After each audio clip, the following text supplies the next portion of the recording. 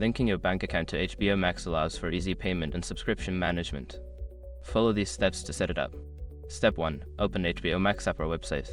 Launch the HBO Max app on your device or visit the HBO Max website on your computer. Step 2. Sign in or create an account. If you already have an account, sign in with your credentials. If you don't have an account, follow the prompts to create one. Step 3. Navigate to payment settings. Once logged in, go to your account settings. Look for the payment or billing section to manage your payment methods. Step 4. Add bank account information. Select the option to add a new payment method. Enter your bank account details, including your account number and routing number as required. Step 5. Confirm and save changes. Review the information you entered for accuracy. Once confirmed, save the changes to link your bank account to your HBO Max account. Now you can enjoy seamless access to HBO Max with your bank account linked for payment.